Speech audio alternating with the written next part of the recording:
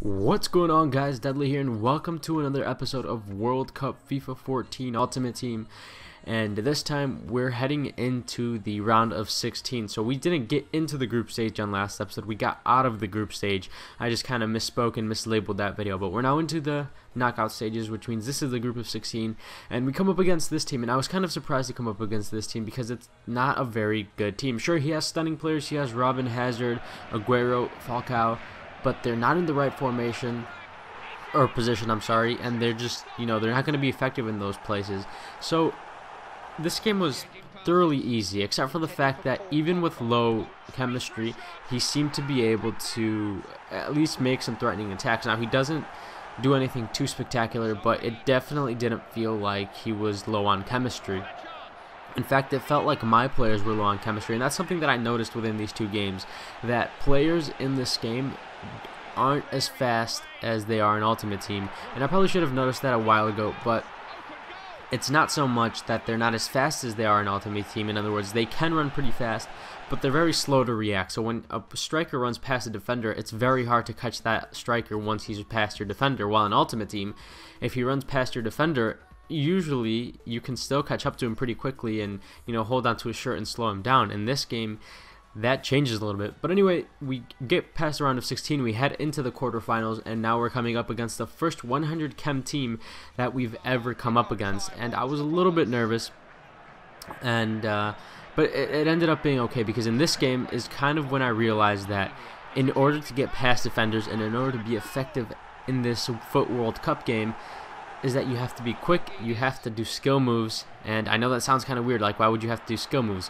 But you have to do skill moves. You have to be able to use your skill moves, even if it's a simple one. So I'm not saying go on skill runs, I'm not saying do anything like that, but use your step overs, use your roulettes, and you guys will see that quite a bit, that using roulettes and just being quicker than your opponent puts you at a huge advantage. And that's mostly due to the fact that the players are very slow to react. So if you fake someone out and they bite, chances are you're gonna get the goal because they can't catch up to you again.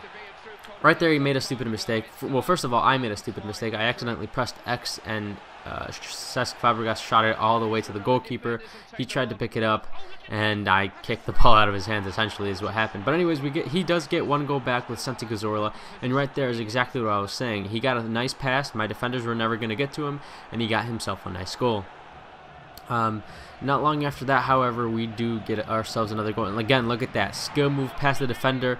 The rest are too slow on the attack. Sure, he does get the block in, but he sucked all of the defenders into Menez and essentially left an open net is what he left. And then this is the very last goal with a little bit of skill moves, a little bit of a skill run from Elia, gets past about 4 defenders, goes ahead and puts that into the back of the net. But that was the perfect example of defenders just not being able to get back into their stride. Now, of course, he did go for slide tackles this time around, so it's not like they would have been able to do anything, considering he was just sliding about everywhere. But again, the fact that I faked him out made it extremely hard for him to do anything. But anyways, we get past the quarterfinals, we get past the round of 16, and we're now heading into the semifinals. And that's it for today, though. That's it for the gameplays. Right now, we're going to go into a little bit of a pack opening. I figured that every single game I win, I'm going to open one pack for that game. So we're going to get our 2 free packs, obviously, for playing 2 free games, which includes 1 player, at least 1 guaranteed player. I don't know if there's anything else that they could give me, like a contract or something, but we got our 2 players, and they're not very impressive. We do get a striker that I suppose that we could use in the team, but he's just not better than the current striker that we have, which is Salpingidis. So there's nothing too impressive to change about the free packs. So then we go into the 2 packs that I got, that I earned, or that I'm giving myself for having won 2 games. And in the first one, we don't really get anything. That's not to say we don't get players that we can use, because we definitely do. We get players that we can use. We get Müller, the right wing. We get Varela, the left wing. We get Insigne, the left forward, or maybe right forward. But we don't get anyone too much better to replace anyone on the team. So although we do get players that we can use, they're just not players that I would like to replace anyone with. But anyways, that's kind of the end of the pack opening. The rest of the packs, or the next pack, kind of goes the same. We get players that we can use, just players that we're not going to use because they're not better than the ones we have.